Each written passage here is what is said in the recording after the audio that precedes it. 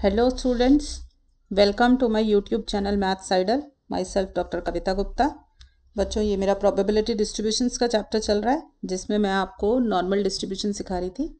इससे पहले वाले लेक्चर में भी मैंने आपको नॉर्मल डिस्ट्रीब्यूशन की कुछ प्रॉपर्टीज़ बताई थी और रिलेटेड क्वेश्चंस कराए थे. टॉपिक बेटा कंप्लीट नहीं हो पाया था. This is the part 2 of normal distribution जिसमें हम कुछ और न्यूमेरिकल प्रॉब्लम्स करेंगे नॉर्मल डिस्ट्रीब्यूशन की. तो चलो बच्चों स्टार्ट करते हैं. देखिए बच्चों इससे पहले का वीडियो ज़रूर सुन के आना ताकि ये अच्छे से आपको समझ आए. अ hospital specialises in heart surgery. During the year 2010-11 2000 patients were admitted for treatment. Average payment made by the patient was this one. तो एवरेज वर्ड लिख दिया तो ये क्या होगा एवरेज पेमेंट, हमारा मीन हो जाएगा. तो हमारा म्यू क्या आ गया 1,20,000 right. With the standard aviation 25,000. So this is my sigma. Assuming the distribution of payments to be normal. Normal लिख दिया, it means it is a question of normal distribution. तो आपका x जो है रैंडम वेरिएबल वो क्या हो गया payment made by the patient right. तो x हो गया मेरे लिए payment made by the patient. Clear. और ये नॉर्मल डिस्ट्रीब्यूशन फॉलो कर रहा है. मीन आपको मिल गया, सिग्मा आपको मिल गया. The number of patients who paid between this. देखो नंबर ऑफ पेशेंट्स निकालने हैं तो प्रोबेबिलिटी निकाल लो. नंबर मीन्स आपको फ्रीक्वेंसी निकालनी है. फ्रीक्वेंसी जब भी निकालनी हो तो फॉर्मूला होता है आपके पास जो भी वैल्यू आपको दे रखी है, जैसे 2000 पेशेंट्स दे रखे हैं दैट मल्टीप्लाइड बाय प्रोबेबिलिटी. तो एक पेशेंट की प्रोबेबिलिटी निकालकर 2000 से मल्टीप्लाई कर दोगे तो नंबर ऑफ पेशेंट्स आ जाएंगे राइट. तो हम पहले प्रोबेबिलिटी निकाल लेते हैं. देखो उसने क्या बोला, पेशेंट्स ने कितना पे किया बिटवीन 1 लाख टू 175. आपको पता है पेमेंट को कौन डिनोट कर रहा है एक्स. तो मुझे क्या चाहिए बिटवीन मतलब ये वाला सिंबल लगाओगे राइट. तो 175 1 2 3 ये निकालनी है आपको. तो ये प्रोबेबिलिटी आ जाएगी made by the one patient. ठीक है, इसको 2000 से मल्टीप्लाई कर देंगे तो नंबर ऑफ पेशेंट्स आ जाएंगे जिन्होंने इसके बीच में पेमेंट करी है. अब बेटा देखो ये हमारे पास वैल्यू है तो पहले हमें क्या करना पड़ेगा, इसको स्टैंडर्ड नॉर्मल वेरिएट में कन्वर्ट करना पड़ेगा. तो उसमें कन्वर्ट करने के लिए z equal to x minus mu by sigma. We use this formula. Substitute करो बेटा वैल्यूज पहले. 1 लाख माइनस म्यू है आपका 1,20,000 upon standard deviation is my 25,000. Clear. तो यहाँ से बेटा z की वैल्यू निकाल लेना. This is coming out to be -0.8. दूसरा भी वेरिएबल जो है नॉर्मल में कन्वर्ट कीजिए बेटा. देखो मेरे पास है 1,75,000 minus 1,20,000 upon 25,000. This is also coming out to be 2.2. Clear. तो हमारे पास बेटा क्या वर्ड आ गया -0.82 2.2. क्लियर. ये आ गया, आप z आ जाएगा, x की जगह पे z आ जाता है और बाकी दोनों स्टैंडर्ड नॉर्मल वेरिएट में कन्वर्ट हो गए. अब ये वैल्यू निकालनी है आपको. इसको निकालने के लिए मैंने हमेशा बताया पहले एक बारी रफ में आपको डायग्राम बनाना है ताकि आपको समझ आए नॉर्मल डिस्ट्रीब्यूशन में कौन सा एरिया आपको निकालना है. देखो z इक्वल टू 0 यहाँ होता है स्टैंडर्ड नॉर्मल डिस्ट्रीब्यूशन में. -0.8 यहाँ पर होगा आपका और 2.2 will be on this side right. ये है तो आपको ये सारा एरिया कवर करना है. क्लियर. तो इस एरिया आपको पता है कि टेबल आपको 0 से आगे तक का आंसर देती है. तो आप इस एरिया को कैसे निकालेंगे. देखो -0.8 से पहले 0 तक जाते हैं, फिर 0 से चले जाएंगे हम 2.2 तक. क्लियर है. अब minus of this -0.8 to 0 negative आपको आता नहीं है तो क्या करते हैं हम इसका कॉरेस्पॉन्डिंग पॉजिटिव पार्ट लेते हैं by using symmetry of the normal distribution. इससे पहले वाली बच्चा लेक्चर जरूर देखना, उसमें ये सारी चीज़ें मैंने बहुत अच्छे से कराई हैं. अब देखो बेटा 0 से आगे तक का आंसर तो टेबल देती है, तो टेबल खोल लेते हैं नॉर्मल डिस्ट्रीब्यूशन की. So this is the table of the normal distribution. All of you can see that area under standard normal curve ऊपर लिखा हुआ है और आप देख सकते हैं शेडेड पोर्शन मेरा 0 से आगे तक की वैल्यू के लिए. z कोई भी वैल्यू ले सकता है जो नीचे टेबल में लिखी है. तो मुझे किसकी वैल्यू चाहिए थी बेटा, देखो जरा मुझे 0.8 और 2.2 पे चाहिए. ठीक है, तो 0.8 देखना है बेटा. शुरू की वैल्यूज तो आप वर्टिकल देखेंगे तो 0.8 ये रहा. ठीक है, ये रहा मेरा 0.8. This one is my 0.8. इसके कॉरस्पॉन्डिंग वैल्यू क्या है 0.2881. ठीक है, तो मैंने लिखा 0.2881. अब देखना है 2.2. 2.2 के लिए फर्स्ट हम इसको पहले यहाँ देखेंगे. This is my 2.2. तो वैल्यू इज 0.4861. तो हमने लिख दिया 0.4861. इसको बेटा इवेलुएट कर लीजिए. ये दोनों वैल्यूज इवेलुएट करके आ जाएंगी 0.7742. हमें निकालने थे नंबर ऑफ पेशेंट्स, ठीक है। The number of patients who paid between 1 lakh and 175, ठीक है। आर देखो 2000 टोटल पेशेंट है, एक पेशेंट की प्रोबेबिलिटी आपकी निकल कर आ गई, मल्टीप्लाई कर दोगे तो नंबर ऑफ पेशेंट्स निकल आएंगे। तो this is coming out to be बेटा 1548 approximately. Patients can never be in decimals, तो उसको थोड़ा अप्रॉक्सीमेट कर देना, right. So this was first part of the question. Next देखो, the maximum amount paid by the lowest paying 1/3 patients. देखो बेटा ऐसे क्वेश्चंस में क्या किया करो, देखो लोएस्ट वर्ड आ रहा है, लोएस्ट पेइंग 1/3 पेशेंट्स, यही है आपके पास। तो देखो बेटा हमारे पास 1/3 का क्या मतलब होता है 0.33, ठीक है। लोएस्ट वर्ड है तो इसको लेफ्ट साइड पे ले लो आप, ठीक है। तो ये यहाँ पे आपका z इक्वल टू 0 है, तो यहाँ पर नेगेटिव वैल्यूज होती हैं, तो हम क्या लेंगे -0.33, ठीक है। 1/3 लिखा हुआ है तो माइनस वैल्यू ले रहे हैं क्योंकि लोएस्ट है और लेफ्ट साइड पे है, राइट। तो अब आपको कौन सा एरिया चाहिए होगा लोएस्ट पेइंग में, -0.33 से ये वाली साइड का, क्योंकि इससे कम, ठीक है। लोएस्ट पेइंग मतलब -0.33 है और उससे कम, तो हमें ये वाला एरिया निकालना है, ठीक है। तो बेटा इस ये सपोज कर लो मेरी कोई भी वैल्यू है z1, माइनस हो गई क्योंकि नेगेटिव साइड पे है। तो हमारा क्या बन गया, probability z less than minus z1 कितनी दी हुई है हमें 0.33, क्लियर है बेटा। 1/3 पेमेंट नहीं है हमारी, प्रोबेबिलिटी है कि 1/3 ऑफ द पेशेंट्स, ठीक है। तो इसलिए ये प्रोबेबिलिटी गिवन है, हमें कॉरेस्पॉन्डिंग z1 बताना है, ठीक है, कि कितनी पेमेंट उन्होंने लोएस्ट पेइंग 1/3 पेशेंट्स ने करी, ठीक है। तो z हमें इसमें z की वैल्यू निकालनी है, तो हमारे को क्या निकालना है, probability z less than equal to minus z1 equal to 0.33। अब आप खुद सोचो ये एरिया आपको कैसे मिलेगा। इस एरिया को निकालने के लिए आप इस वाले पूरे एरिया में से ये जो शेडेड जो -0.33 से 0 तक का एरिया ये माइनस करोगे, तो हम इसको भी, इतना एरिया कितना होता है, लाइन वर्टिकल लाइन के एक साइड पे 0.5 एरिया है और यहाँ पे भी 0.5 एरिया है, तो 0.5 में से माइनस कर दीजिए आप अपना -z1 से z तक का एरिया, 0 तक का एरिया, ठीक है ना। इस पूरे में से मैं इतना एरिया माइनस कर दूंगी तो मेरे पास इतना एरिया आ जाएगा z less than equal to z1 तक का। तो इसको सॉल्व करें तो ये कितना आ जाएगा बेटा, ये this is equal to this one, ठीक है। तो ये आपका बेटा माइनस करोगे तो कितना आ जाएगा 0.77, देख लें ज़रा, 0.17, क्लियर। तो ये आ जाएगा 0.17। अब आप ये देखो ये एरिया किसके बराबर होता है, negative area is equal to corresponding positive area है।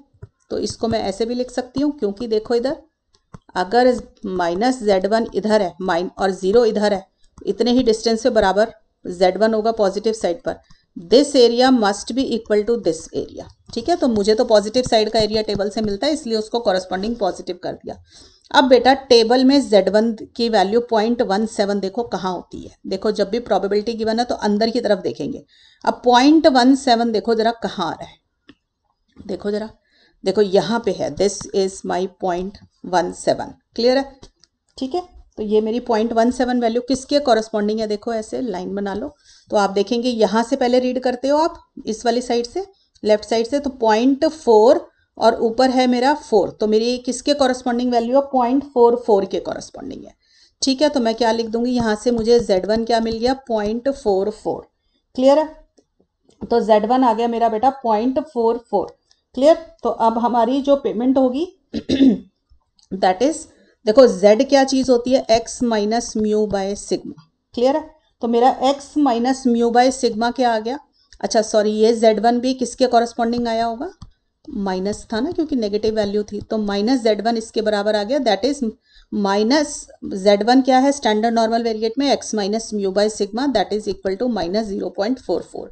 इसमें से अब x निकाल लो, तो x कितना हो जाएगा, x माइनस म्यू दे रखा था बेटा क्वेश्चन में 1 लाख, ठीक है, और सिग्मा आपको दे रखा था 25,000 इक्वल टू दिस वैल्यू, ठीक है बेटा। इसको सॉल्व कर लेंगे तो x की वैल्यू निकल कर आएगी आपकी, यहाँ से मैं लिख देती हूँ 109 000, ठीक है। तो हमारा ये आ जाएगी लोएस्ट पेमेंट, जो हमारे maximum amount paid by the lowest paying 1/3 patient, की जो लोग कम पेमेंट कर रहे थे, 1/3 पेमेंट वाले जो लोग थे, 1/3 लोग जो लोएस्ट पेमेंट कर रहे थे, उनमें उन्होंने मैक्सिमम कितना पे किया हमें, 1,09,000।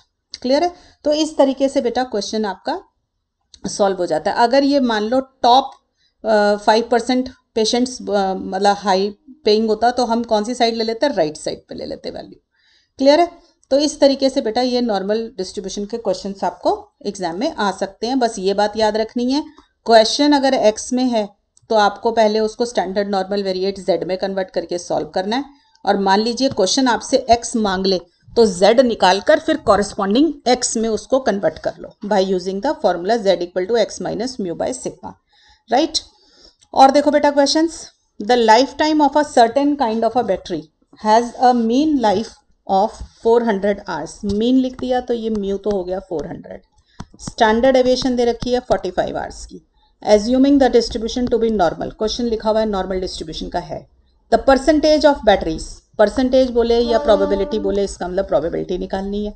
With a life time of at least 470 hours, तो इसका मतलब जिसकी प्रोबेबिलिटी निकालनी है वो रैंडम वेरिएबल मानते हैं ना, तो किस में है, आवर्स में है ना। तो हम क्या बोलेंगे, एक्स क्या है random variable, life time in hours, ठीक है। तो हमें क्या चाहिए, एटलीस्ट, मैंने बताया था उल्टा साइन लगता है, लीस्ट मतलब कम होता है तो ग्रेटर वाला साइन लगाना है।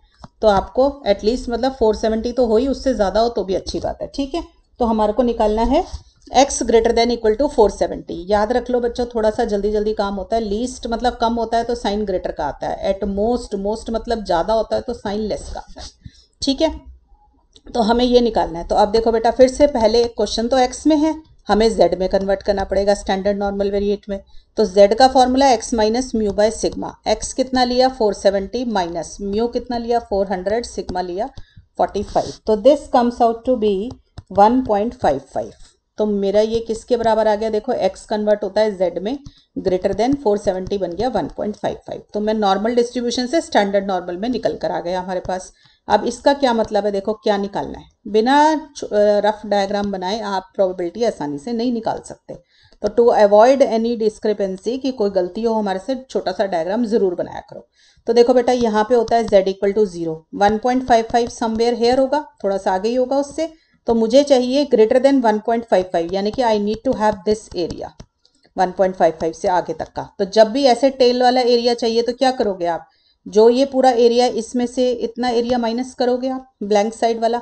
तो ये पूरा एरिया होता है 0.5, ठीक है। और टेबल हमें 0 से आगे तक का एरिया देती है, तो 0.5 माइनस 0 से 1.55 तक का एरिया, ठीक है बेटा। और ये इक्वालिटी साइन लगा लो तो भी कोई फर्क नहीं पड़ रहा, नहीं लगाओगे तो भी कोई फर्क नहीं पड़ रहा, कॉन्टिन्यूस डिस्ट्रीब्यूशन है, ठीक है। दोनों में सेम आंसर आएगा। अब देखो 1.55 का आंसर टेबल से निकालो। देखो 1.55, दिस इज माई 1.5, ये 0 1 2 3 4 5 ये आएगा। देखो यहाँ से देख लो आप, ये आपका 5 के कॉरस्पॉन्डिंग है, ये दिस वन, ठीक है। ये देखो नीचे मैं खींच देती हूँ लाइन, ये देखो, ठीक है। 1.55 कितनी वैल्यू आ गई बेटा, 0.4394, ठीक है। तो 0.4394 value can never B negative. अगर बाई चांस किसी बच्चे से गलती हो रही होगी तो उसको पता चल जाएगा अगर नेगेटिव आ रहा होगा तो, राइट। तो परसेंटेज कितनी आ गई बेटा, परसेंटेज पूछा है उसने बैटरीज की, तो हमेशा परसेंटेज में आंसर छोड़ना है तो 100 से मल्टीप्लाई कर दो इसको। प्रोबेबिलिटी पूछेगा तो उससे कर देंगे, 1 से छोटा आंसर होना चाहिए। तो this is 6.06%, clear. Next part देखते हैं बेटा, the minimum life of the best 5% of the batteries, ठीक है। बेस्ट 5% पूछा है ना बेटा, देखो तो अब क्या होगा आपके पास, ये देखो नॉर्मल डिस्ट्रीब्यूशन यहाँ है, बेस्ट बोला है तो इस साइड पर आ जाओ, ठीक है। यहाँ पे बेस्ट 5% हो गया आपका, ठीक है। अब मिनिमम लाइफ ऑफ बेस्ट 5%, पहले तो देखो ये है, इस सारे में मिनिमम पॉइंट क्या होगा, शेडेड रीजन में ये होगा। जैसे पिछले क्वेश्चन में लोएस्ट था तो हमने उसको लेफ्ट साइड पे लिया और उसका एक्सट्रीम पॉइंट ले लिया था। देखो लास्ट क्वेश्चन में यही था ना, लोएस्ट था तो हमने यहाँ लिया और उसने मैक्सिमम पेमेंट बोली थी, तो इस वाले हिस्से में मैक्सिमम पॉइंट ये वाला था। अब उसने बोला minimum payment made by top 5%, तो 5% अच्छे वाला लेना था तो राइट साइड पे लिया, और इसकी मिनिमम वैल्यू लेनी है इसलिए ये पोर्शन, ठीक है ना। यहाँ पे पूरे इस शेडेड रीजन के अंदर मिनिमम पोर्शन यहाँ पे ही आएगा ना, इस वाली लाइन के ऊपर, ठीक है। तो ये निकालना है आपको, क्लियर है।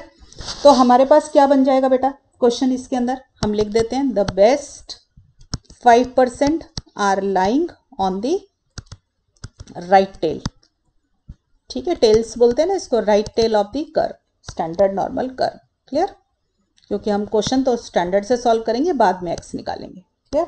अब देखो बेटा हमारे पास क्या होगा, तो ये इसको यहाँ पे पॉजिटिव वैल्यू होगी कोई भी, क्योंकि z यहाँ पे पॉजिटिव होता है, यहाँ पे z 0 है तो राइट साइड पे पॉजिटिव है। तो मेरे पास क्या एरिया बना, probability z greater than z1 सम z1, ये कितनी होनी चाहिए 0.5 यानी कि 0.05 ये होना चाहिए। अब z ग्रेटर देन z1 निकालने के लिए क्या करोगे, this area minus this area, तो 0.5 माइनस 0 से z1 तक का area that is equal to this one. तो 0.5 माइनस 0.05 कितना आ गया बेटा एरिया निकल कर, ये आ गया। इसको माइनस कर लो, ये आ जाएगा 50 में से 5 माइनस किया 45, क्लियर दिस वन। अब क्योंकि z1 निकालना है और प्रोबेबिलिटी मुझे मिली है, तो टेबल के अंदर से वैल्यू निकालेंगे। देखो 0.45 टेबल में कहाँ लाई कर रहा है, देखो 0.4505 यहाँ है, ठीक है। या आप इसको भी ले सकते हो 0.4495, ठीक है ना, क्योंकि ये बहुत अप्रॉक्सीमेट आ जाएगा, राइट। तो देखो आप अगर ऊपर वाला ले रहे हो तो ये वाला आएगा, यहाँ से देखो इसको कॉरेस्पॉन्डिंगली रीड करो, this is equal to this 5, ठीक है। तो ये कितनी वैल्यू आ गई बेटा मेरी 1.65, ठीक है। और बहुत अच्छे से लेना है आपको आंसर, तो आप क्या ले सकते हो 1.645, ठीक है, बीच का आंसर ले लीजिए उसका।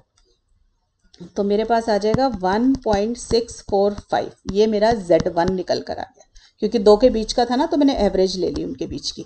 तो 1.645 मेरा z1 आ गया। अब z1 का फॉर्मूला बेटा क्या होगा, x minus mu by sigma, clear है, यही होगा।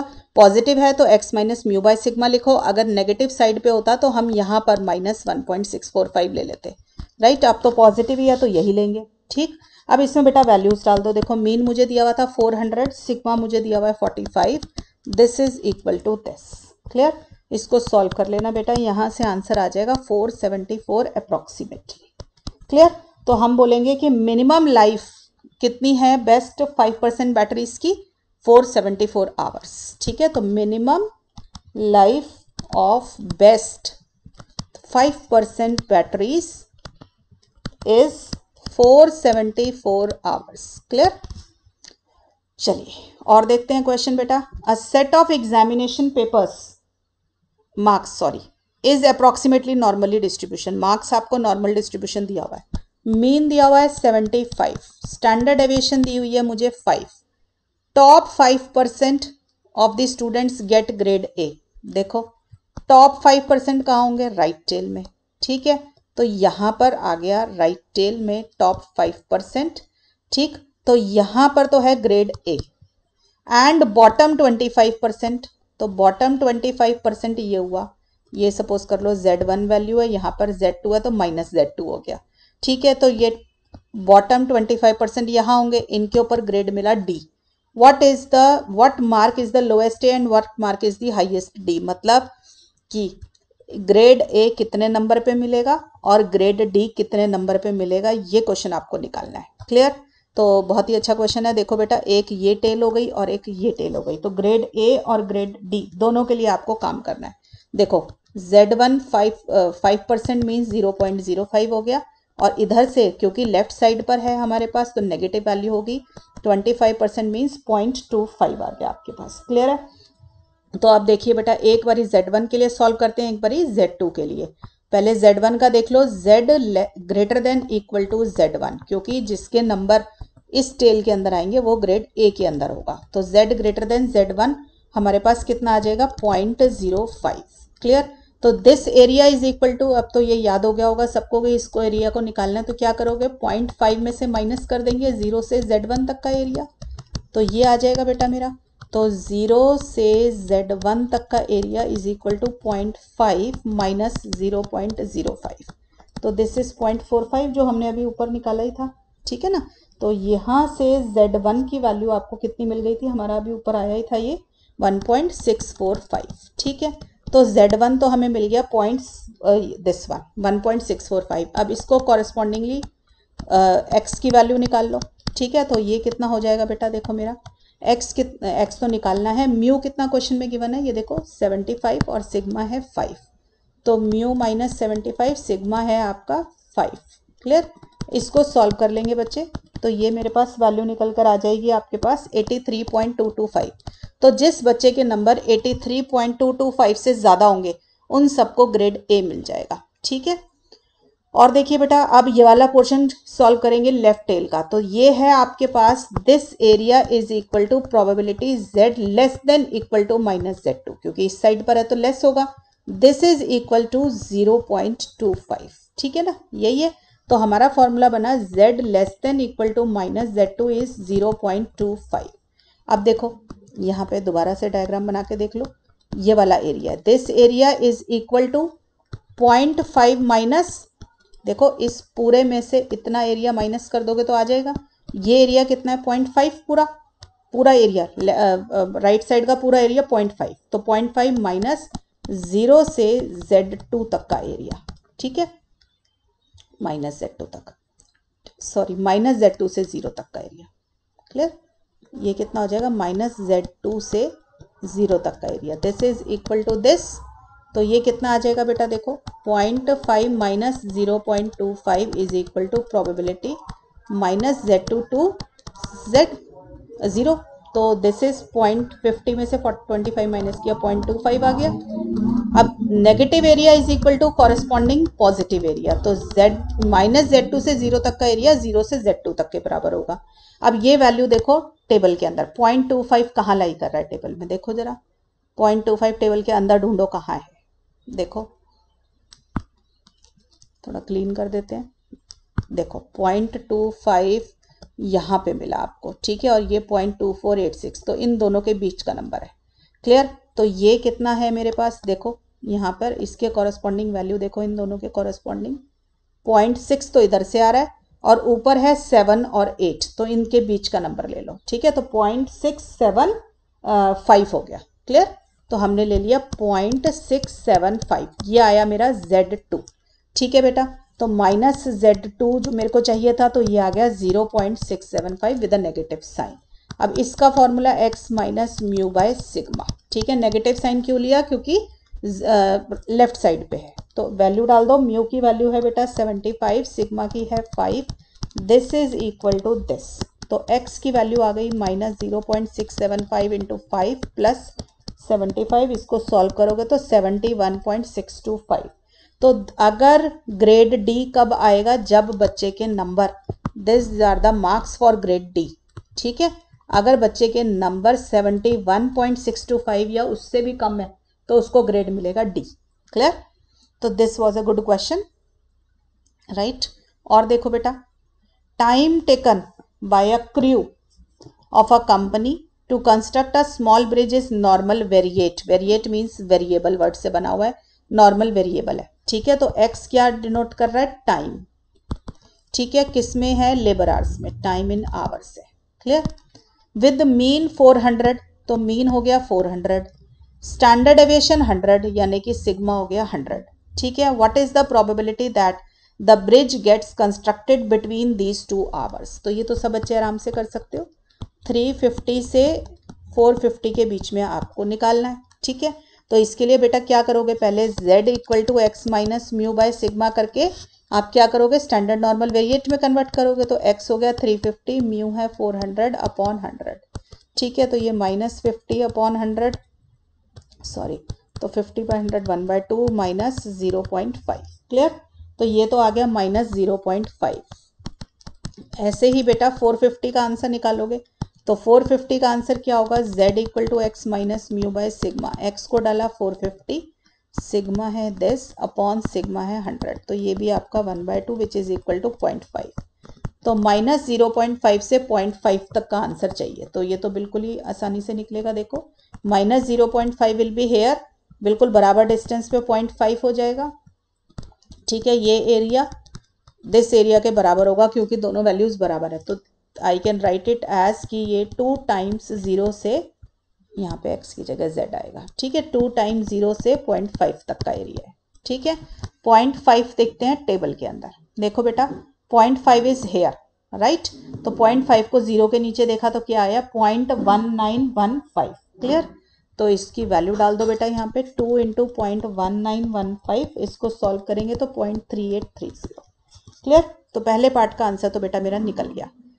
नेक्स्ट देखो, if the company promises to construct the bridge in 450 labour hours और लेस, कि कंपनी ने कहा था वो इतने घंटे में काम कर देगा, एंड एग्रीज टू पे a penalty of ₹100 for each labour our spent in excess of 450, कि अगर उसने 450 लेबर आवर से ज़्यादा का टाइम ले लिया तो वो हर एक घंटे एक्स्ट्रा होने पर 100 रुपये की पेनल्टी पे करने को तैयार है, ठीक है। What is the probability that the company page a penalty of at least 20,000, कि कम से कम 2,000 रुपये उसको पेनल्टी पे करनी पड़ी। तो पहले तो कितने एक्सेस आवर्स हुए, देखो आंसर बी पार्ट का 100 रुपये देगा अगर 1 घंटा एक्स्ट्रा पढ़ा कर लेता है तो, यानी कि 1 घंटे पर 100 रुपये दे रहा था वो, ठीक है। 2,000 रुपये उसने दिए तो कितना हो जाएगा 1/100 इंटू 2,000, यूनिटरी मेथड यूज कर लो। देखो 100 रुपये देता है जब 1 घंटा एक्स्ट्रा होता है, ठीक है। तो 1 रुपी देगा जब 1/100 एक्स्ट्रा हो जाएगा, ठीक है। तो 2,000 रुपीज़ देगा जब 1/100 इंटू 2,000 होगा, तो इसका मतलब 20 आवर्स एक्स्ट्रा उसके पैसे उसने काम करा, ठीक है। अब 450 तो मिनिमम उसने मांगे ही थे, ठीक है, कि इतने घंटे तो मुझे लगेंगे काम करने में, साथ में उसने 20 घंटे और एक्स्ट्रा ले लिए, तो 470 आवर्स में he has completed the work, ठीक है। तो उसने कितने घंटे काम किया 470 आवर्स, और क्योंकि वर्ड एटलीस्ट था तो आपके पास क्या होना चाहिए एटलीस्ट में, मैंने बताया लीस्ट हो तो ग्रेटर, तो इसका मतलब x ग्रेटर देन 470, कम से कम इतना उसने काम किया होगा उस ब्रिज को कंप्लीट करने के लिए। तो हमें अब क्या निकालना है, x greater than equal to 470। क्यों आया ग्रेटर का सिंबल, क्योंकि एटलीस्ट वर्ड था, एटलीस्ट है तो ग्रेटर, एटमोस्ट होता तो लेस, ठीक है। अब बेटा इसको सॉल्व करना है, तो पहले z निकालने कॉरेस्पॉन्डिंग, तो z क्या होगा x minus mu by sigma, तो x की वैल्यू डाली 470 माइनस म्यू कितना क्वेश्चन में गिवन था 400, सिग्मा क्वेश्चन में गिवन है 100, क्लियर। इसको सॉल्व कर लीजिए बेटा, ये आ जाएगा 70/100 यानी कि 0.7, क्लियर। तो this is equal to z greater than equal to 0.7, right. अब देखो 0.7 पॉजिटिव वैल्यू है, 0 यहाँ है तो 0.7 यहाँ कहीं होगा टेबल में, राइट। अब आपको ये z ग्रेटर है, सॉरी ग्रेटर है, तो मुझे ये राइट टेल एरिया निकालना है। इसको निकालने के लिए इस पूरे में से 0.5 में से माइनस कर दीजिए इतना एरिया, ठीक। तो 0.5 माइनस 0 से 0.7 तक, क्यों हम ऐसा करते हैं, क्योंकि टेबल हमें 0 से आगे तक का आंसर देती है। तो 0.5 माइनस टेबल में देखो 0.7 कहाँ है, दिस इज माई 0.7, तो यहाँ से वैल्यू आ गई 0.2580, क्लियर। तो हमने वैल्यू लिख दी 0.2580, इसको सॉल्व कर लेना बेटा, ये आ जाएगा 0.2420, क्लियर। तो इतनी प्रोबेबिलिटी आ जाएगी कि उसको 2,000 रुपये पेनल्टी पे करनी पड़ी, क्लियर। और देखते हैं बेटा क्वेश्चंस, देखो in a certain examinations 15% of the candidate passed with distinction while 25% failed. It is known that the candidate fail if he obtain less than 40 marks. 100 number का पेपर है, 40 से कम नंबर आ गए तो कैंडिडेट फेल हो गया, और कितने लोग फेल हुए 25%, परसेंटेज है तो समझ लो प्रोबेबिलिटी गिवन है, ठीक है। While he must obtain at least 75, कम से कम 75 नंबर आते हैं तो वो डिस्टिंक्शन से पास हो रहा है, और डिस्टिंक्शन से कितने बच्चे पास हुए 15%। Determine mean and standard deviation for assuming it to be a normal distribution. अब देखो प्रोबेबिलिटी दे दी, मीन और स्टैंडर्ड डेविएशन आपसे पूछ रहा है, ठीक है।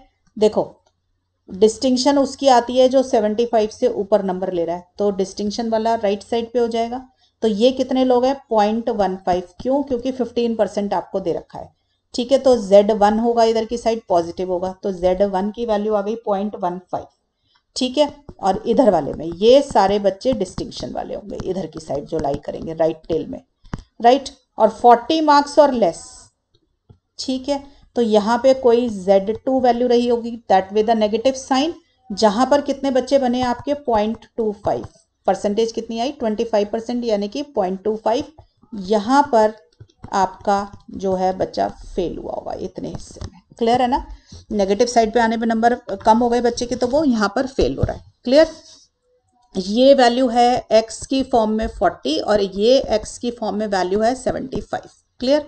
टेबल बन बेटा, डायग्राम बन गया तो अब क्वेश्चन में कोई प्रॉब्लम नहीं होनी चाहिए। एक साइड आपको बोल रही है probability x less greater than 75, क्योंकि एटलीस्ट 75 नंबर है तो लीस्ट है तो ग्रेटर का सिंबल है, डायग्राम से भी समझ आ रहा है।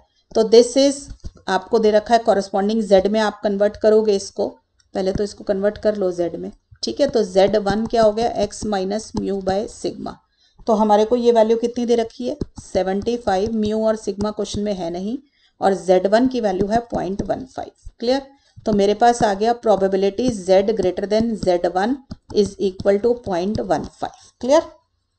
ये हो जाएगा मेरे पास, राइट। अब टेबल में ये एरिया कैसे निकलता है, z ग्रेटर देन z1 कैसे निकलेगा, खुद सोचो। देखो ये अभी कितने क्वेश्चंस आप कर चुके हो, इस पूरे एरिया में से माइनस कर देंगे इतना एरिया, दिस वन। तो 0.5 माइनस 0 से z1 तक का एरिया इज इक्वल टू 0.15। ठीक है, तो 0.50 माइनस 0.15 0 से z1। ठीक है, तो ये कितना आ जाएगा बेटा आपका, माइनस कर दो, 50 में से 0.15 आपने माइनस किया 35 होता है, तो 0.35। राइट, ये हो गया। अब 0.35 टेबल से देख लो कहाँ लाई कर रहा है, देखो जरा, थोड़ा सा क्लीन कर देते हैं इसको। Right, 0.35 will be this one, this is closest value, इन दोनों के बीच का मीन ले लो। ठीक है ना, तो 1 इधर से आया बेटा, और ऊपर क्या वैल्यू है ये देखो, ये वाली दोनों, तो 1.35 ले लो। ठीक है, दोनों के बीच की वैल्यू लेनी है आपको, तो ये कितनी आ जाएगी 1.35 आ जाएगी। क्लियर है? देख लीजिए एक बारी और अच्छे से, 1.35। तो हमने वैल्यू लिख दी बेटा इसकी, यहाँ से z1 कितना निकल कर आ गया 1.35। राइट, चलिए अब ये वैल्यू z1 किसके बराबर है 75 माइनस म्यू बाय सिग्मा। तो यहाँ से एक इक्वेशन तो यहीं से बन जाएगी आपकी 1.3, एक बार दोबारा देखते हैं, 1.0 है और ये, ठीक है 1.03 और 04 के बीच का है, तो 1.035। ठीक है ना, 1.04 ही ले लो, कोई दिक्कत नहीं है। ठीक, तो 1.04 ले लिया हमने यहाँ से, इसको बेटा सॉल्व कर लेंगे यहाँ से, तो ये क्या आ जाएगा देखो 1.04 सिग्मा प्लस म्यू, तो ये कितना आ जाएगा, एक इक्वेशन बन गई आपकी, इसका नंबर रख लो 1। अब ऐसे ही दूसरी साइड की सॉल्व करो बेटा, ये वाली साइड लेफ्ट टेल, तो ये क्या है probability z less than minus z2 is equal to 0.25 है। ठीक है, तो अब यहाँ से देखो ये वाला एरिया कैसे निकलता है नेगेटिव साइड, 0.5 माइनस z2 से 0 तक का एरिया आ गई है, सबको टेबल देखनी है अब। क्लियर? तो ये हो जाएगा आपका 0.5 माइनस 0.25 से minus z2 less than z less than 0। Clear? तो ये आ जाएगा 0.25 minus z2 less than z less than this.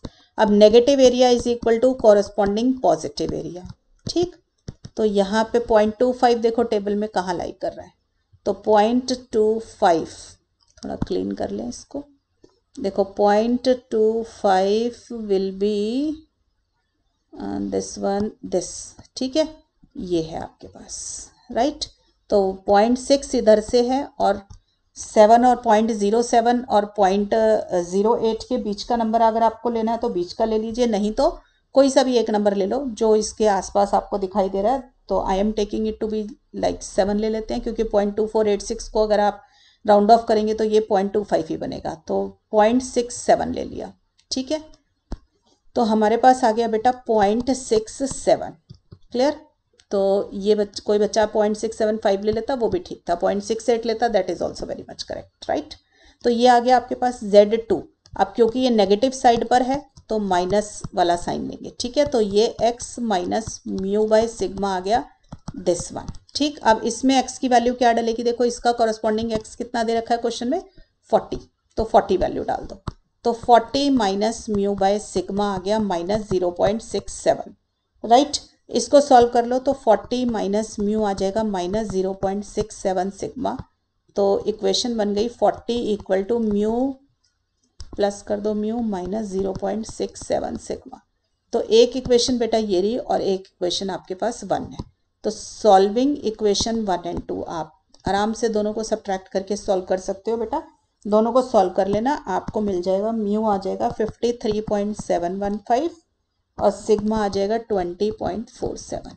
तो बेटा ये वो क्वेश्चन था जिसमें Z1 और Z2 आपको दे दिए और म्यू और सिग्मा आपसे पूछ लिए। तो इस तरीके के क्वेश्चंस भी बेटा एग्जाम में आ जाते हैं। मैंने बेटा आपको बहुत सारे क्वेश्चन नॉर्मल डिस्ट्रीब्यूशन के न्यूमेरिकल प्रॉब्लम्स के करा दिए हैं, इसकी थ्योरी भी करा दूंगी आपको मैं। ठीक है बच्चों, तो पढ़ाई करते रहें बच्चों, ऑल द बेस्ट।